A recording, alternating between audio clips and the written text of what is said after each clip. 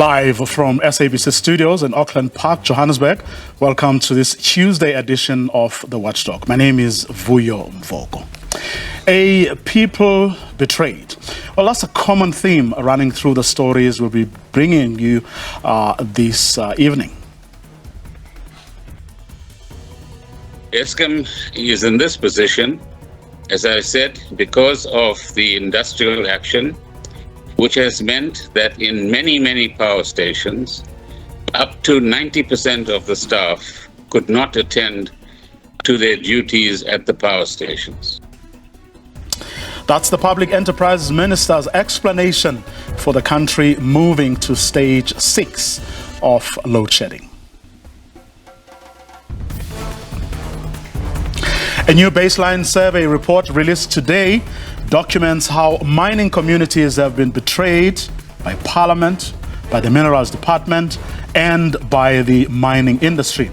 We delve into the report's findings and recommendations.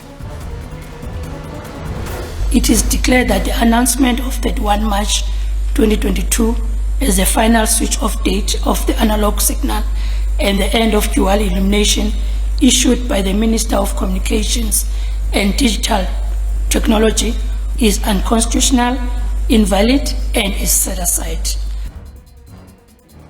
Communications Minister Khumbudzo Ntshavheni lambasted by the Constitutional Court, which today found that she neither consulted nor did she abide by the Constitution in her digital migration decisions. All that and more in tonight's episode of The Watchdog, which starts right now.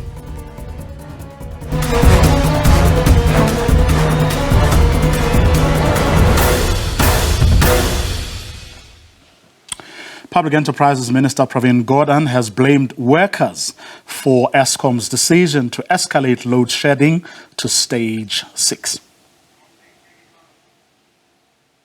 The reason we have level 6 for the first time in Eskom's history and this country's history is because of the illegal industrial action that has been in place since the 22nd of June.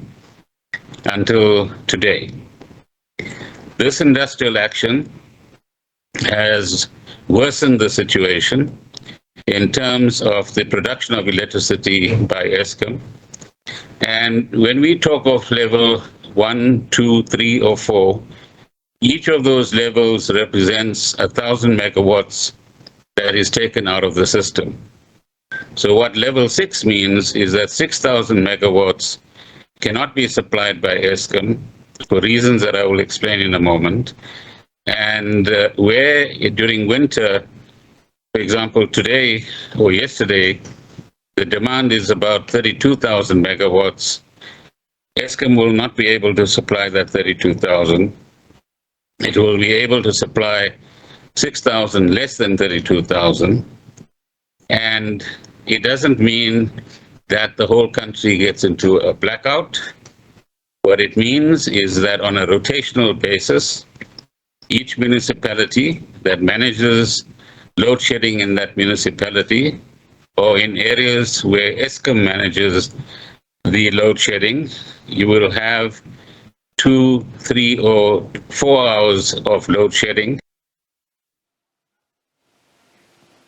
The minister also alleging that workers who disagreed with the two unions, NUMSA and NUM's standpoints on this matter, were intimidated and victimized.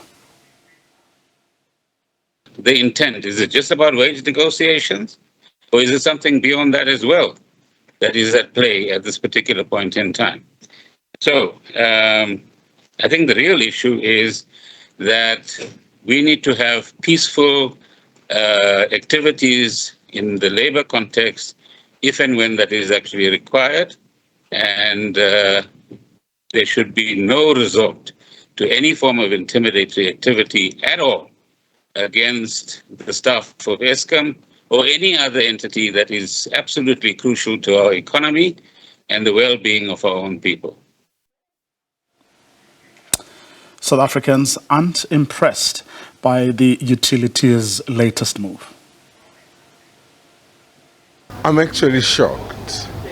And the expression I can give you, it's my eyes. because I guess we could have avoided this. Issues around labor disputes, when we are aware that we are struggling with power at the moment. Should we point fingers? Government. Wherever government put their hand in, there's disasters, there's struggles, there's curfews, there's labor-related issues. The production capability in various industries is being affected.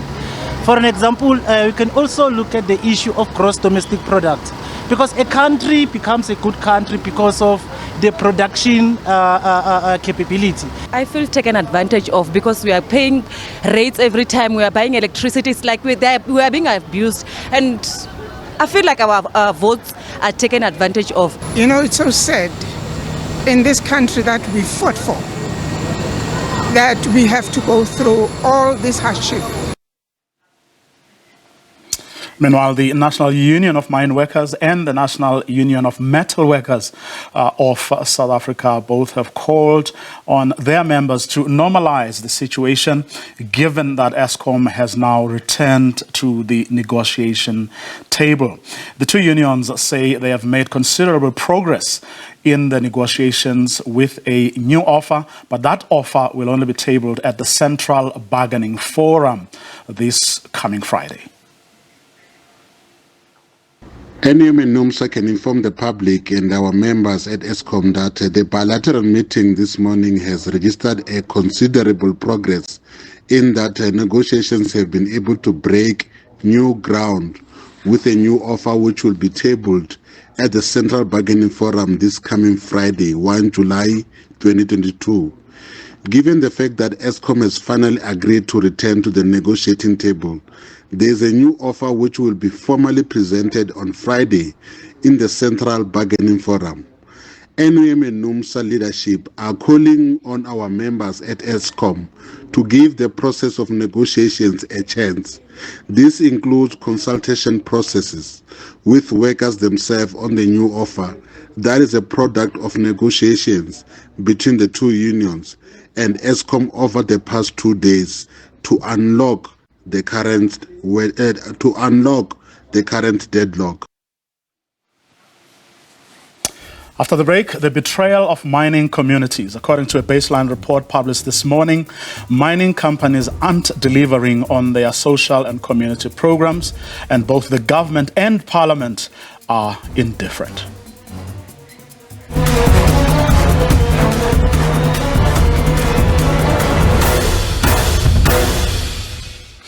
A social audit baseline report published this morning, results of which is a result, I should say, of the Makua Wamua organization in partnership with Action Aid South Africa has concluded, that survey has concluded that there's a systematic and deeply entrenched exclusion of communities affected by mining.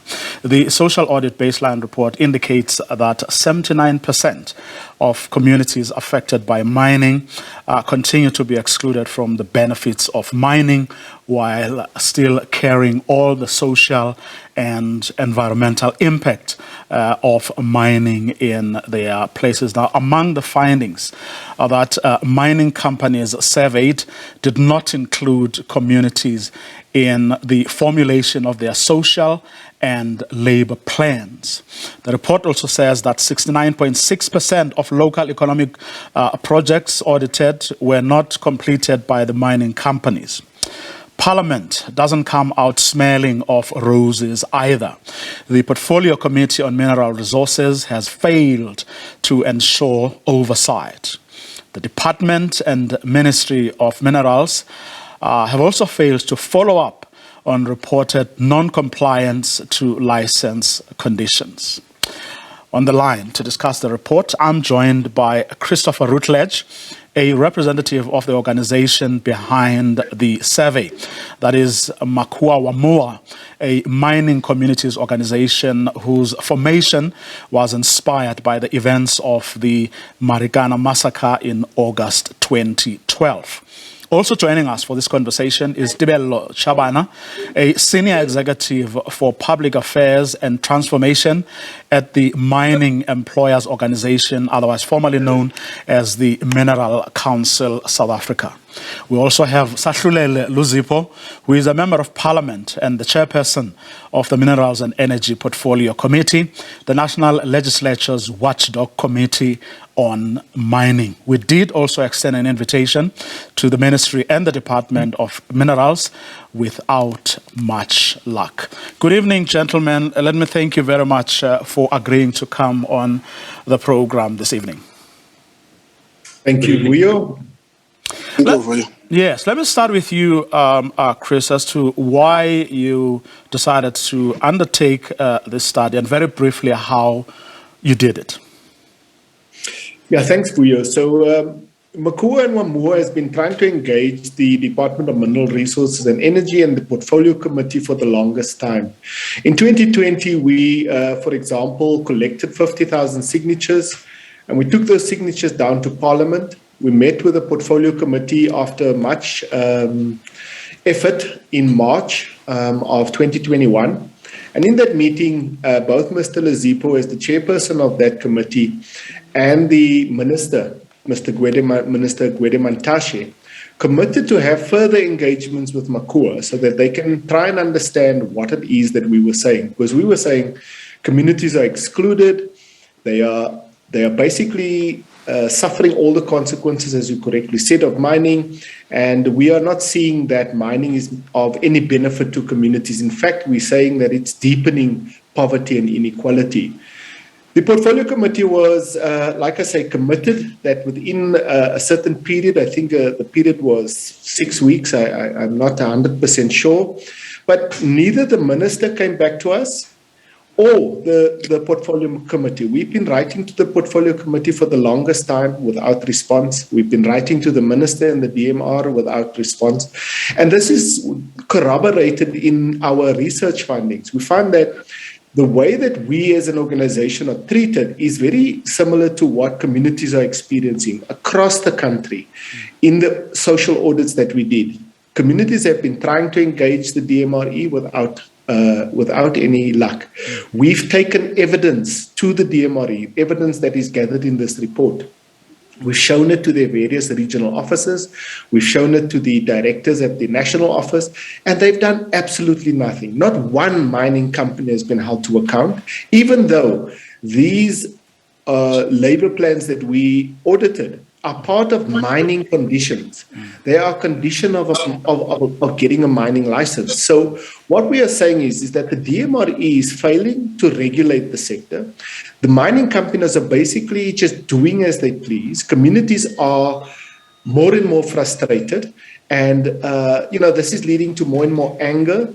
And with the inequality and the poverty that we're experiencing, this cannot be good for South Africa. We think that it's really time that Parliament and the regulator needs to own up to the failures that it has imposed on mining-affected communities over the last 25 or so years.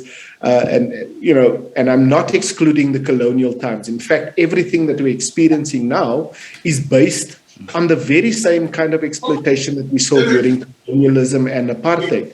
And so it's so sad that a democratic government in this day and age continues to ignore the voices of communities, ignore the voices of the marginalized and excluded, and those people whom they are supposed to represent, the very people they're supposed to represent. And so, this report is just absolutely stunning in the exposure of what we think is a systemic exclusion of communities. It's not just by accident. This is a system of exclusion, and it's not boding well for the future of South Africa. Mr. Luzipo, what do you have to say for yourself in the way that you have just been implicated? No, good evening to you. Good evening to Mr. Routledge and Mr. Chaban. Look, I think the first thing that one must say is that when good work is done, let's appreciate. I think what we are more and and as a collective have done, it should not be watered down. And I think they should not regret that they've done that work. But I think, I'm not sure how it will assist this discussion now, Mr. Mvoko. But if I'm messing up your topic, please bear with me. The first thing is that we had a misunderstanding with Makua and Amua on the procedures of Parliament. And at times I sympathize with them. I think for them because first thing they must understand, the Portfolio Committee of Parliament is not equal to a department. It works as a committee. It doesn't work as an individual. It therefore means matters that are raised with the committee, they are tabled in the committee. The committee will then agree on how to attend to these matters. One of the things we said, we'll appreciate if they also deal with the office of the Speaker. For an example, if you submit a petition in Parliament, it is not the Portfolio Committee, it is the Speaker who must then instruct a relevant person. Either the Speaker will go and collect the memorandum and then refer to the relevant committee. And at the end of the day, we managed to find one another. They did exactly that. That matter was brought to us. Secondly, on the issue that they're talking about, that's why I'm saying I don't know how it will help us. We agreed in the committee with them that they must go back with the department and engage, and then if they are not happy with what the department is doing or they are not happy with the outcomes of their engagement with the department, they must then come back to the committee. There has been no correspondence that updates the committee that in our interaction and engagement with the department, we do not find any joy, and these are the grounds. Can we have an engagement? The second thing is that the doors, Mr. Rutledge, again, for me, they are open.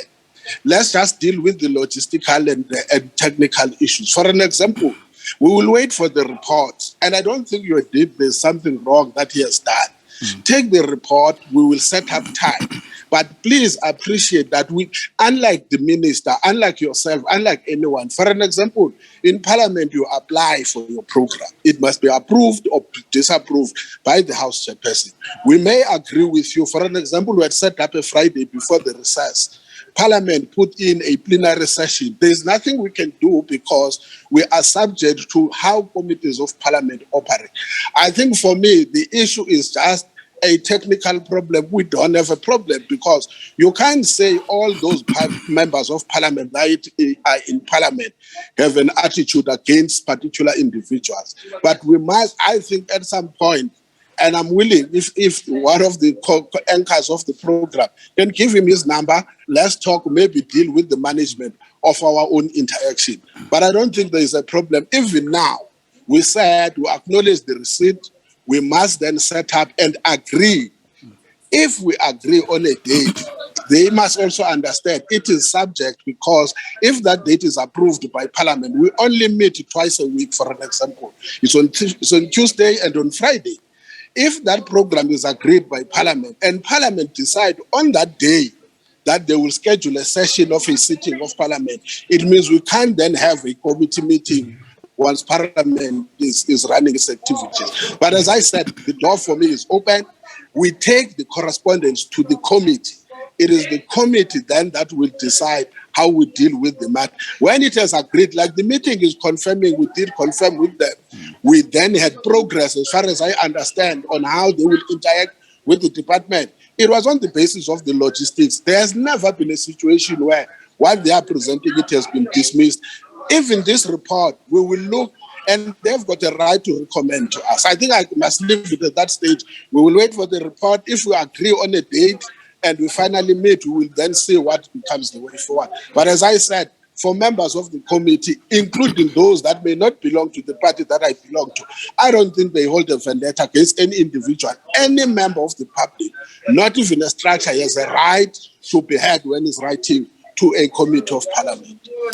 A quick one, Mr. Lisipo, though. Forgetting for a second, the procedures, the bureaucracy and all that goes, with that. Is it not in your interests to, when there are allegations or suggestions that something is going terribly wrong, to proactively move to actually find out what is happening, bring everyone around the table if that's what needs to happen? Can we really be stuck in how someone did or did not write a letter to the speaker? Could you not even help them do that if you see that what the issues they are raising are very important to you as an oversight body of parliament? No, Vuyo. I don't want to be distorted. I never said that is the only. I said it must be understood that the difference is not about us meeting or not meeting. There is no attitude about it. Secondly, when they present their report, we will then look and engage with them. It's not even us imposing their ideas. Engage with them. They will be able to say, based on this, these are the recommendations. For now, we can't discuss the report because we have not interacted with the report as a committee. That's the point I'm trying to drive. I was giving clarity on the issue that was given in relation to the relationship between the committee, not ignoring them. Thirdly, it is the policy formulation is a responsibility of Parliament.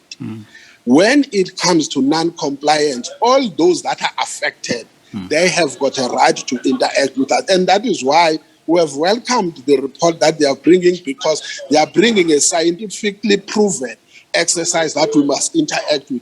Only at that stage we can then be able to say what they are raising is not scientific or it is scientific, whether it is possible to do or it is not possible. I can't discuss the report now until that report we have been able to interact with it at a portfolio committee level, and we have been able to engage with them on an agreed time and with a better understanding. All what I was saying is that I think there is a relationship issue of how we are being perceived or we perceived one another, and that's the issue we should find a way to dismiss so that there can be a better working relationship amongst us. Okay. Tibelo, you've seen what the report says. What do you have to say for the industry? Yeah, good evening, Honourable Chair, Rio and Chris. You know, I think for me, there's no doubt in my mind that the industry makes a very substantial contribution, not only to the communities around the mines, but to the country as a whole. I mean, we estimate that we spent about 3 billion on social and labour plan projects in 2021. And also remember that we spent about 154 billion in wages in 2021. These are people living in those communities.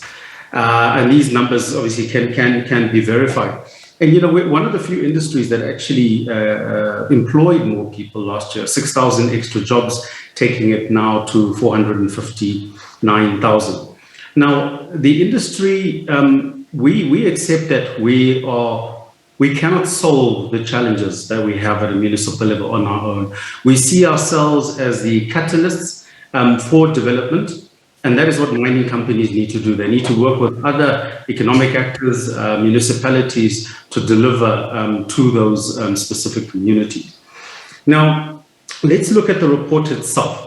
I mean, I think one must always laud an attempt by communities or NGOs to get some facts on the table. Yes, it was a purpose of sampling, which does present a bit of a challenge, but it is, I guess, more cost effective. But the challenge with that is, you know, being able to generalize as a result of that. I mean, for instance, the view that none of the mining companies that were audited engaged in public participation for the SLPs is simply not true. I mean, for instance, Makua representatives themselves even participated in the Mokalakwena SLP, you know, things like that. And yes, it says 92% of the people that were asked didn't understand what SLPs are. Yes, we have these challenges, and mining companies need to work with these kind of challenges. I think, you know, one of the other challenges that I have, I think, maybe with the report, is that it does underestimate the difficulty that mining companies experience in executing these projects. And yes, some of these projects certainly would have been delayed. There's talk of one that was not executed in 2018, but we know that it was executed in 2019. The daycare clinic by, say, Ivanplat. So yes, some of these projects were certainly delayed, but we're hoping that some of the companies will actually now show the extent to which these projects have come into play. So the challenges that mining companies have in working with some of the municipalities, yes, there is poor management within the municipalities with challenges of service delivery. And we can't underestimate the political dynamics. I mean, whenever you want to execute a project, there are other interests that want to get a piece of the pie, so to speak. And in some instances, it really can actually be debilitating to the execution of the project. So these are very real challenges that mining companies experience in trying to execute these projects on the ground. So now, yes, mining companies, it seems, were given an opportunity to engage in this report. They would have certainly appreciated a lot more time. That's my sense from the companies that we've engaged. Look, we've got this report now. We've had it now for a week. We would certainly appreciate a great opportunity to engage on this. And the Makua colleagues have undertaken to now engage the mining industry further on this report. So we think, let's learn from it. It certainly does show exclusion of communities on the consultation process. We need to correct that. But one thing's for sure, though, we as the Minerals Council and the mining companies, we have been advocating greater community involvement in the policy decisions, that impact mining, or the regulations and legislation that impact mining. We talk about we need to establish a mining industry transformation council. Like other sectors of the economy, they have these councils that are representative with communities. So it will be the mines, it will be the regulators, and whoever else engaging, talking about transformation and the implementation of transformation on a regular basis. We support that. We are calling for that, and we hope that that is supported by the likes of Makua.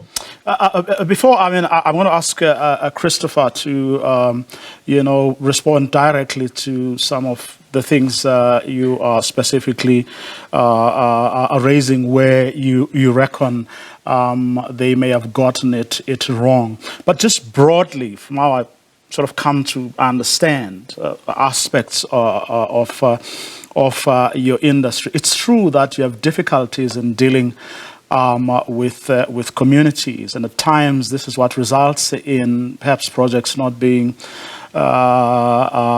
completed. You would, in certain instances, have different warring factions and so on. But isn't that precisely what consultation is about? In other words, the ability to then try and find one another, try and find common ground, to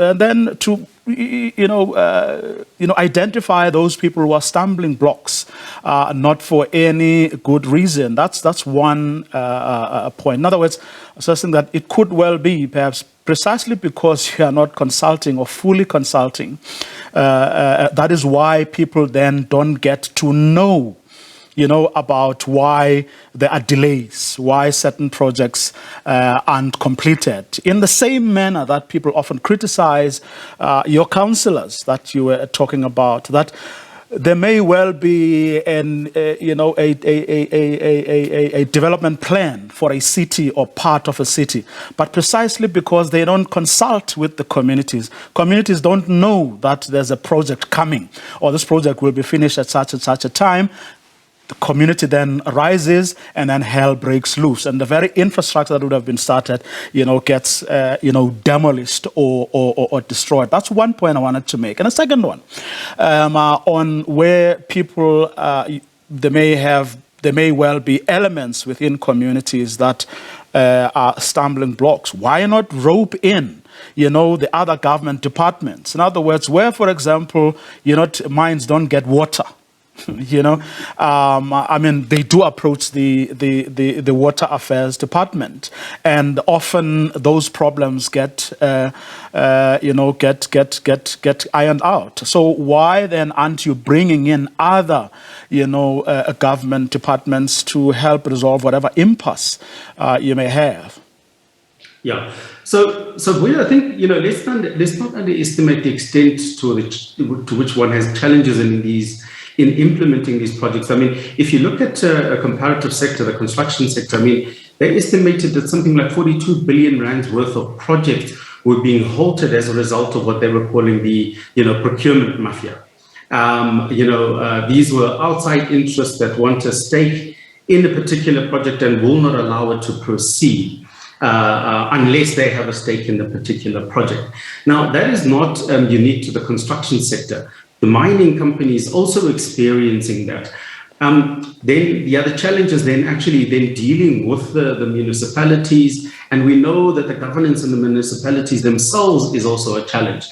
Yes, one would like to consult a little bit more when it comes to projects, but remember, we as mining companies are obliged to choose these projects from the list of projects in the integrated development plan. But yes, these integrated development plans, as my colleague often says, are neither integrated, they are never developmental, and they are not planned. So they are flawed in that communities have not been sufficiently consulted on that. But we are obliged by law, and often the municipalities, they will tell a mining company, you will do project X, and they will not sign off on the SLP unless the mining company does that. But in addition to that, now you have to be consulting with communities. And even at a community level, there's no such thing as a homogeneous community. There are different factions, there are different leaders, they come and go. We are experiencing these very same challenges of engaging different community groupings. Some more radical than others. The younger ones tend to be a little bit more radical than, say, the older group. So you've got to manage all these dynamics and also dealing with different government departments and try to implement these projects on time. It is certainly quite a tall order. We do, Vuyo, try to work with some of the government departments on various issues. I mean, you mentioned water as a good example. I mean, we're working quite well with the Department of Water and Sanitation on the Valgamachara water supply scheme in the Northern Cape. I mean, the mining companies are involved in the operational and maintenance side of that to ensure that there's water, in that pipeline in the Northern Cape. So we do try to work with government departments. It's not always so much easier for them to unbottle these bottlenecks, so to speak. But the challenges are there. The challenges are real. Christopher, are you prepared to concede that, as Duel was suggesting, it's not for lack of trying on the part of the industry? Yeah, thanks, Vuyo. So there's quite a few things one needs to respond to, both from Mr. Luzipo and from Tebelo. Firstly, if I could just start with the chairperson of the Portfolio Committee and say that we have a long paper trail of attempts to contact the Speaker and the Portfolio Committee with updates on the failed meetings with the Minister and the fact that the DMRE was no longer responding. So we've been trying for over a year to engage with them. And we have all that paper trail. So I'm very sad to hear that Mr. Luzipo seems to suggest that we have not come back to them. And what we've been doing, I'll send you the emails and you'll see, we've basically been begging them to come to the table. Nevertheless, I'm glad that there is now an opportunity for us to engage in a constructive way. So we look forward to that.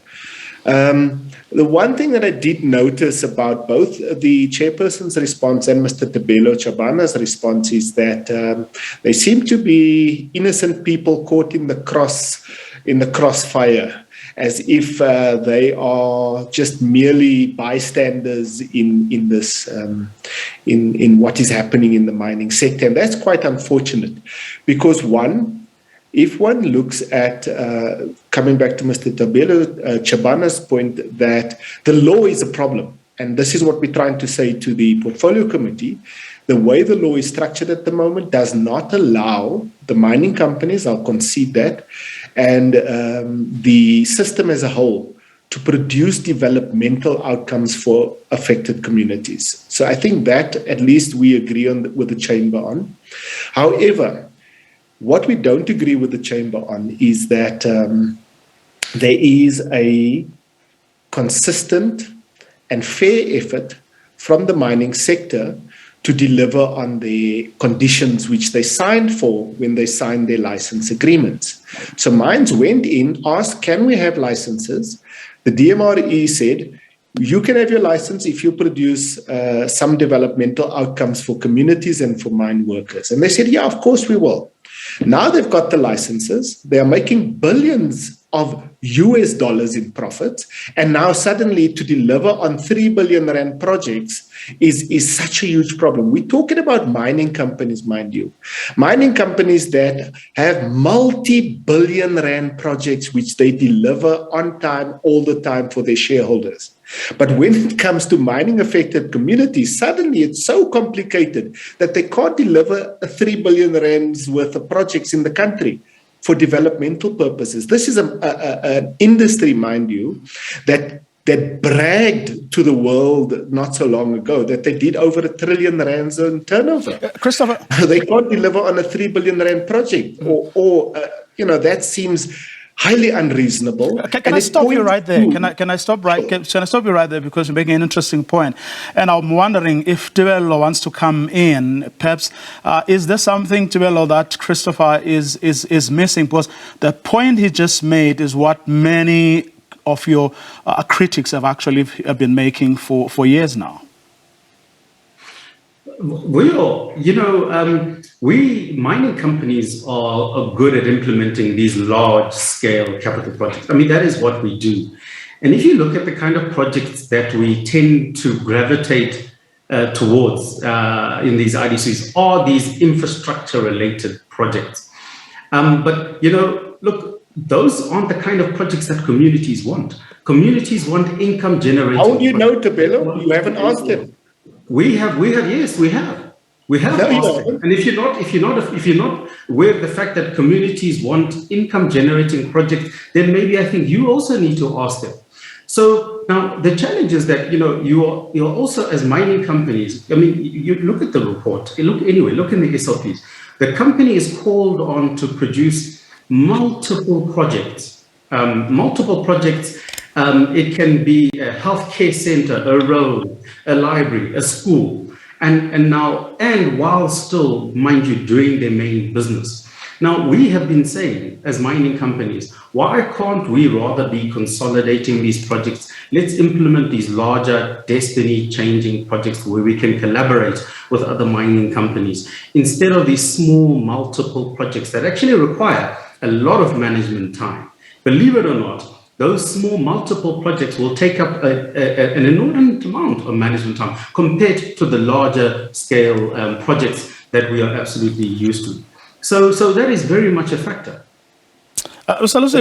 Can I ask you something here? Irrespective of what may or may not have happened in the communication between you and this particular stakeholders, as well as others for that matter, and irrespective of what this particular report says or this survey has found, are you hearing or reading about these problems or issues for the first time?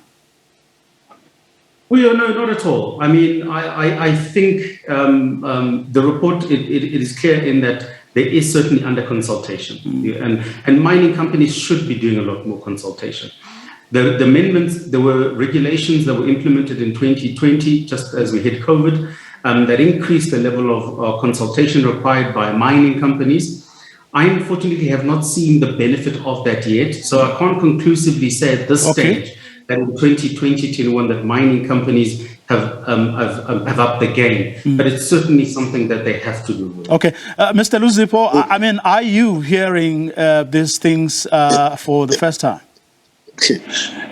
No, let's talk about facts.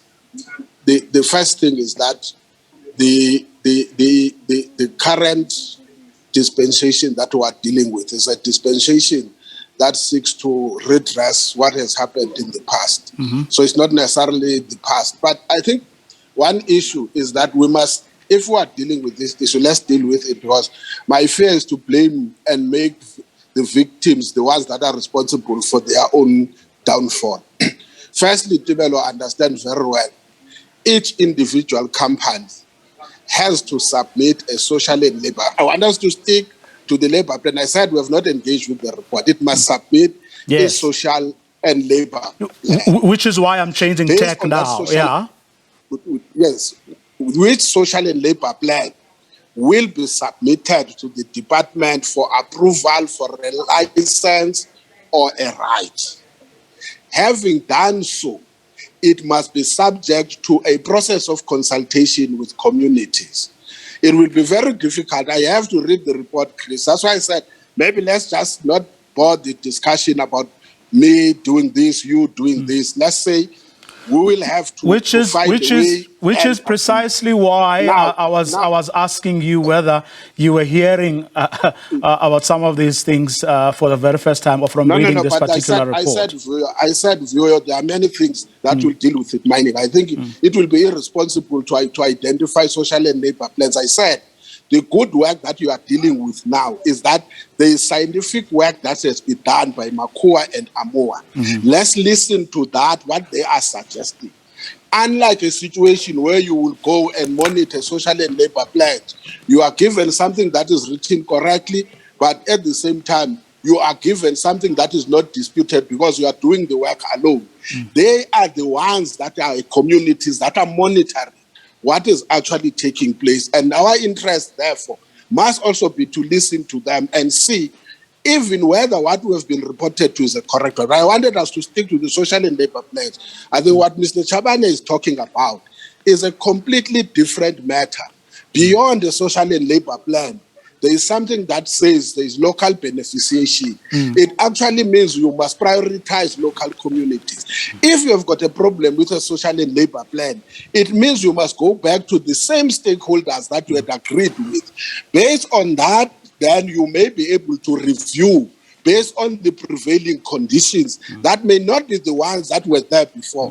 And therefore, to make a collective responsibility and a collective liability of individual mining companies who submitted their individual social labor plans and want to say, because some are doing it, it means we are ending up saying communities have not done the work. I may say, for an example, I've not seen the report saying, I may say that what they, Makua and Amua may have gone is precisely where the mining companies would have failed and where we might have been gone and all of us have been exposed to. Is where these mining companies would have been able to comply. I'm not saying they comply, but it doesn't mean when a mining company has complied with a social and labor plan, it has equally complied with what we call it local development. Lastly, I hope it's not going to raise issues. In the mining charter, the last mining charter that the Minerals Council took to court, the issue of an integrated system of the social and labor plans to the IDPs and LEDs of local municipalities was raised. The question now raised, if you've got that ruling in court, what becomes the status of that mining charter? Because the argument that succeeded in court was that it is not enforceable because it is not a law, it is a policy. And therefore non-compliance even there, or if you, for instance, the department were to say, make sure your social and labor plans, like he is arguing now. The reality is that which law will that argument be based on? I think for me, one of the things that in the discussion with myself, it is a commitment that we must make that we don't need laws to do the right thing. I think that is the weakest link in the South African economic landscape. This thing that we must always be bounded by law. As long as there is no law, then we are not going to do the right thing. But I'm saying I'm willing, and again, let's have that report, we will engage with them. But all I was saying that they must also appreciate that there are technical challenges. For instance, we are in recess now.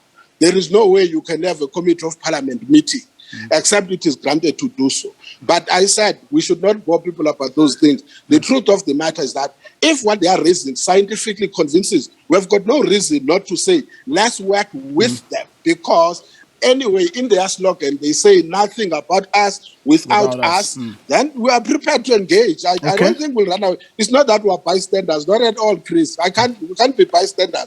We have got a responsibility to ensure. But it cannot be seen as if transformation is transformation against all those that are willing. Okay. Those who have accumulated in the past will continue to resist change. Okay, well, hopefully we're going to engage further on this issue, and hopefully the department or the ministry will also avail somebody so that we can continue with this important conversation, but we're going to leave it there for tonight. Special thanks to all three of you for agreeing to come through to this now. The Constitutional Court has set aside with costs a decision by Communications and Digital Technology Minister Khumbudzo Ntshavheni when determining the analog switch-off date to be the 31st of March 2022, later amended to June 30th, 2022. The Concord judgment, which found the minister's decision unconstitutional and invalid, comes after free-to-air broadcaster ETV approached the court to challenge an earlier decision by the High Court for the switch-off to take place at the end of this month. ETV challenged the analog switch-off deadline on the basis that it is unlawful and unconstitutional, as it will cut off millions of indigent households that do not yet have access to set-top boxes. The presiding officer handed down the judgment.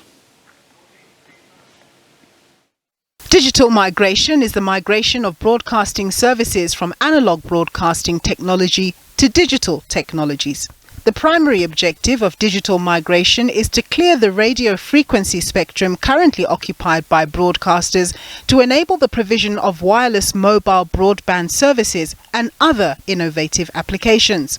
The main reason for the migration is to release valuable spectrum which can be used for other services.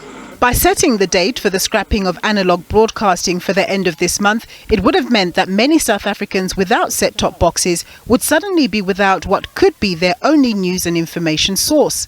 The court disagreed with Minister Ntshavheni's submission that her department had sufficiently consulted with parties like ETV as far back as 2008. This argument is misplaced. The consultations that took place during the preparation of the BDM policy are simply not equivalent to the processes which should have taken place before the determination of the analog switch-off date. The consultation in relation to the analog switch-off date simply did not happen. The court said the minister's decision had been irrational and unconstitutional, paying little mind to the implications this would have for poorer households. This court bears an obligation to safeguard the interests of more than 2 million indigent households which have been impacted by the registration process and will undoubtedly be affected by the analog switch-off. Moreover, the concerns raised by these respondents further highlight the urgent need for the minister to take action to reconcile the planning for the analog switch-off and the STB process with the demands of rationality. The court also found that the minister's decision to set a deadline of the 31st of October 2021 for the registration of set-top boxes was unconstitutional, invalid and should be set aside. Based on the court's decision, the Communications Minister will need to go back to the drawing board to make the analog switch-off process a fairer one. Nompumelelo Siziba, SABC News, Johannesburg. William Bird is from Media Monitoring Africa, and of course one of the organizations that have been advising the minister to do the right thing before being told to do so by the Constitutional Court this morning. We told you so. Is that what you're saying, William Bird? Well, look, that's not a nice thing to do, but it certainly does vindicate the position, and it's unfortunate that it had to get to the court before the minister would hear the arguments and not have to seek such a blatantly anti-poor, rights violating position that was one that they were clearly trying to force through. So, this is it's a victory for the 36% of South Africans who rely exclusively on analog television. Of course, it means a delay to the rollout of, the additional spectrum. But again, that's something that government could have had well within its means and ability to address over the last 10 years or 12, 15 years even. The fact that they are doing it now and in such a rush is not the public's fault. It certainly isn't those who on analog television's fault. This is at their door. And again, it vindicates the position. Government needs to consult more widely. They need to make sure that they address the digital divide and give meaningful content to that. Of course, the SABC as well did have issues to raise, but of course they were whipped into line. Yeah, that was a shameful episode, and certainly one, again, I guess it vindicates the position that the SABC board took at the time to put out that statement to say, don't switch this off because this is going to have a significantly negative impact on the SABC, already struggling financially. We saw the minister at the time responded in a very unfortunate and negative manner, threatening all sorts of things, demanding Parliament withdraw reports. It was a really dramatically and inappropriate response, and then clearly events going on in the background that ensured that the SABC had to issue that embarrassing, grovelling apology to the minister over that statement. But again, today's victory in the Court vindicates not just the position of MMA and SOS, but it vindicates the position around the SABC and of the ETV and indeed of smaller community television broadcasters. It wasn't just those big guns, it was them too that were arguing for very much the same kinds of rationale and reasons. You don't give her the benefit of a doubt that perhaps in a rush or driven by an urge to, free up, something that is needed for economic growth. After all, it's part of the structural issues that President Cyril Ramaphosa has promised to deal with. That perhaps she may have erred, but not with malicious intent. I don't think that it was, certainly not that element of it was seemingly malicious, but, to go in and say and to act with urgency, all of us applauded that. Everyone is in full agreement that digital migration needs to occur and that it needs to occur on an urgent basis. What we are in fundamental disagreement with was the manner in which it takes place. Giving people 3 weeks in October to say, okay, register by now or else, and then going along and saying, no, well, if you haven't registered by then, we'll give you access in 3 to 6 months, when by all accounts the department hasn't met any of their deadlines to switch off, to hand out the necessary number of set-top boxes. That's required the minister to say, okay, let's just hold off, let's have a proper communications campaign, let's make sure that we get all of the people involved, and instead they adopted an approach that was, frequently condescending, frequently in denial of reality, and one that was profoundly and deeply unfortunate, and instead of then saying, okay, come, let's get together, let's see how we can do this and pull together and roll out this and have a switch off date that we can all support and get behind. They had to be forced by the Constitutional Court to do that. And we are hoping, certainly from our side, we're very open to seeing what part we can play in helping make sure that this happens with the urgency that it requires. Because let's be clear, it's an urgent matter. Very, very quickly, we have run out of time, William, but I have to ask you this. Of course, she's now compelled by a court of law to go back to the drawing board, and not just any court, this is a constitutional court. So she has to abide by this ruling. But do you feel she also has, or she will have a responsibility to, reach out to all those constituencies that she may have offended or undermined, and speak to them and really try to, make up for the things she said and did? Well, that's up to her how she chooses to respond. I think from our side, we will say, for the department, we're there, we're ready, we're willing, we're keen to work with them in whatever way and shape we can. We're keen to see, how the proper communication strategy can be put in place, and let's get the switch off happening and work together. It's in no one's interest for it not to happen. Okay, that's where we're going to leave it. Thank you very much, William. William Baird from Media Monitoring in Africa, on the back, of course, of that Constitutional Court decision. We'll see what the minister says or does next. And that's our show for tonight. To join us again tomorrow. Have a good night.